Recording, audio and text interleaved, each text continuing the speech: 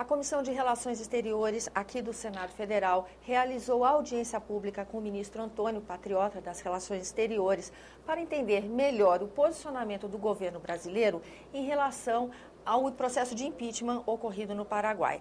Quem vai conversar conosco sobre o assunto é o senador Roberto Requião, ele que é presidente da seção brasileira do Parlasul. Senador, muito obrigada pela sua presença aqui no nosso programa. O ministro ouviu diversas críticas de membros da comissão com relação ao posicionamento brasileiro. No entanto, o senhor tem um entendimento um pouco diferente do que manifestou muito dos parlamentares daquela sessão, não é isso? Esses liberais, jabuticaba, né? Jabuticaba é uma fruta que só existe no Brasil, é uma mirtácea da floresta amazônica, das zonas tropicais. Eles não têm nada de liberais, eles tiveram uma crítica ideológica à postura da presidenta Dilma. O que houve no Paraguai foi um golpe. Você pode ser de esquerda, de direita, não gostar de política, mas foi um golpe. Mesmo com o apoio do Congresso de lá, o senhor julga como golpe? Vamos aos fatos. Não houve um apoio do Congresso. O presidente Lugo se elegeu presidente da República sem partido. 60 anos de poder colorado, 43 anos de poder de 1904 a 47 do Partido Liberal Radical Autêntico. Ele ganha a eleição sozinho com o apoio do Partido Liberal, que comparece à sua chapa com o Federico Franco, que era seu vice, absolutamente sem apoio partidário.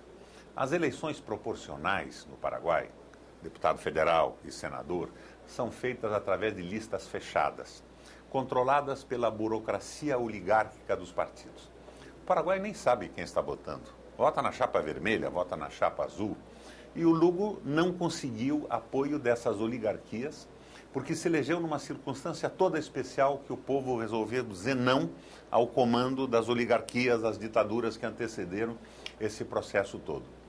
O Lugo perdeu logo o apoio do Partido Colorado. Isto significou, logo que começou a administrar, o apoio era um apoio indeciso, significou que, por exemplo, nos últimos 3 anos nós não tivemos embaixador do Paraguai em Brasília. O embaixador existe aí há 30 dias. Ele não conseguia nomear a diretoria de Itaipu. Ele estava completamente isolado. Em determinado momento, houve aquele incidente na fronteira com o Brasil, morreram 17 pessoas. E o Lugo demite o ministro do Interior e da Justiça, que era exatamente do Partido Liberal Radical Autêntico. O Partido Liberal Radical Autêntico se une ao Colorado, ao UNASSE, do general Oviedo, e resolvem derrubar o presidente Lugo Mendes. Responsabilidade naquele incidente o presidente não teve. Foi uma ordem judicial que foi cumprida pelo Ministério do Interior e Justiça, que era comandado exatamente pelos liberais. Resolveram dar o golpe do impedimento. Na véspera, regulamentaram o processo de impeachment, impedimento do Congresso paraguaio. Não deram nenhuma oportunidade de defesa. No Paraguai, se você comete uma infração de trânsito, você tem 10 dias para se defender e condenado tem 5 dias ainda para contestar a condenação. O Lugo teve 2 horas no plenário do Senado, que é quem julga o impeachment promovido pela Câmara Federal. O que na verdade significa isso? O Federico Franco resolveu se aliar a UNASSE, ao Colorado, para ocupar a presidência da República. O general Oviedo, que está com 67 anos e sonhava ser presidente da República, entra com a UNASSE nesse processo, se soma aos liberais, se soma ao Colorado e derrubam o Lugo num golpe evidente. O resultado, na verdade, desse processo todo, que sem dúvida foi impulsionado pelos interesses da Alcan, que queria energia de graça para montar uma fábrica de alumínio, da Monsanto, que produzia os transgênicos e submetia dessa forma a agricultura do Paraguai, que eram contrariados pelo Lugo, o interesse deles, no entanto, sai pela culatra, porque imediatamente o Brasil, o Uruguai, o Paraguai e todos os chanceleres e presidentes de todos os países da América do Sul condenam o golpe e suspendem a participação do Paraguai no Mercosul, ao mesmo tempo em que consagram a entrada da Venezuela, que já tinha sido aceita pelo Brasil, pelo Uruguai e pela Argentina. Então, pela culatra saiu o golpe. Está sendo muito criticada essa entrada da Venezuela também. Claro, criticada por quem? Que corre o Mercosul com essa suspensão do Paraguai. O senhor concorda com essas críticas? Criticada por quem? Criticada pelos Estados Unidos e pela Europa, que com a crise econômica estão falidos e precisam de mercado.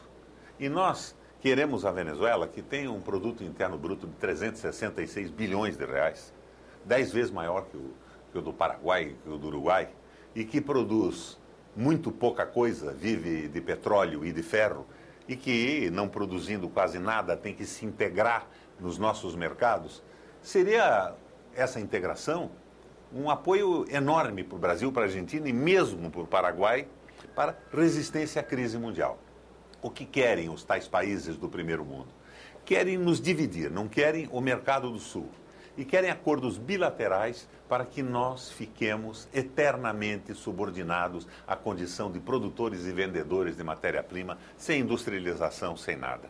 Então a presidenta Dilma andou muito certa nisso, a posição do patriota foi correta e defenderam, sem a menor sombra de dúvida, os interesses nacionais. O golpe contra o Lugo já estava urdido há muito tempo. Quando, no último encontro do Mercosul em Montevidéu, se pretendeu melhorar um pouco o Tratado de Ushuaia, estabelecendo restrições para países que ferissem o processo democrático, o Lula assinou. O Congresso paraguaio rejeitou. Se eles rejeitaram o aperfeiçoamento da cláusula democrática, é porque já pretendiam dar o golpe. Aliás, os documentos revelados do Ministério de Relações Exteriores dos Estados Unidos, pelo aquele Wikileaks, já mostram que há 2 anos estavam preparando o golpe. Então, o Brasil andou certo, e andou mais certo ainda, porque não estabeleceu restrições econômicas que prejudicariam o povo paraguaio. Mas a Venezuela entra agora e nós temos condição de criarmos o nosso bloco para resistirmos à crise que não foi provocada pelo Brasil, nem pela Argentina, muito menos pelo Uruguai. E o Paraguai volta, essa suspensão, ela é em que termos, essa suspensão do Mercosul? A suspensão se mantém até a próxima eleição do presidente da República. Por 9 meses, né? Que deve ser uma eleição democrática para que isto ocorra. Ela será acompanhada pelos outros países. Agora, a OEA se manifesta a favor do golpe. Mas, claro, México, Canadá e Honduras. Nenhum país da América do Sul. Na Unasul, nos países da América do Sul, inclusive o Chile e a Colômbia, foram unânimes na suspensão do Paraguai, da Unasul e do Mercosul, que se restringe a Paraguai, Argentina, Uruguai e Brasil. E a vinda do ministro patriota foi esclarecedora, na opinião do senhor? Extremamente esclarecedora. O ministro colocou as coisas de uma maneira sincera, clara, e a oposição que você viu foi a oposição do PSDB, que é agora uma espécie de liberalismo da jabuticaba, um liberalismo sui generis que só dá no Brasil. Aliás, o Brasil tem o liberalismo do PSDB, que de liberal não tem nada, tem diploma para jornalista e justiça eleitoral. São as jabuticabas que só nascem no nosso país. Senador, obrigada pela sua presença no nosso programa e a você que nos acompanha, muito obrigada pela atenção. Esse é o programa Argumento, eu sou Tânia Horman e se você quiser entrar em contato conosco, ligue para 0800 61 2211 ou acesse www.senado.gov.br/tv.